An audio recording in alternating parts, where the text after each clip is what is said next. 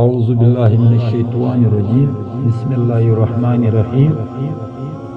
اللہ تعالیٰ بری بات کے اعلان کو پسند نہیں کرتا سوائے اس کے جس پر ظلم کیا گیا ہو، اور اللہ تعالیٰ سننے والا اور جاننے والا ہے۔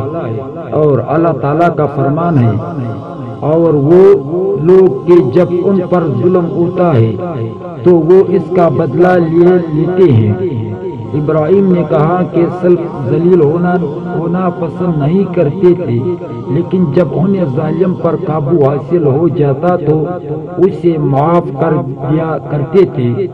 اور اللہ تعالیٰ فرمایا ہے کہ اگر تم کھلم کھلا طور پر کوئی نیکی کرو یا پوشیدہ طور پر یا کسی کے برے معاملے پر معافی سے کام لو تو خداوند تعالیٰ بہت زیادہ معاف کرنے والا اور بہت بڑی قدرت والا ہے۔ سورہ شورى میں فرمایا، اور برائی کا بدلہ اسی جیسی برائی سے بھی ہو سکتا ہے، لیکن جو معاف کر دے اور درستگی معاملات کو باقی رکھے تو اس کا اجر اللہ تعالیٰ ہی پر ہے۔ بے شک اللہ تعالیٰ ظلم کرنے والوں کو پسند نہیں کرتا، اور جس نے اپنے پر ظلم کیے جانے کے بعد اس کا جائز بدلہ لیا تو ان پر کوئی گناہ نہیں۔ گناہ تو ان پر ہے جو لوگوں پر ظلم کرتے ہیں اور زمین پر ناحق فساد کرتے ہیں۔ یہی ہے وہ لوگ جن کو دردناک عذاب ہوگا۔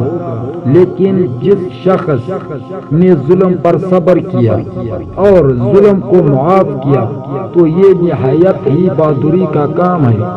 اور اے پیغمبر، تو ظالموں کو دیکھے گا جب وہ عذاب دیکھ لیں گے تو کہیں گے اب کوئی دنیا میں پھر جانے کی بھی صورت ہے، یا کیا ہم کو کوئی اور موقع مل سکے گا؟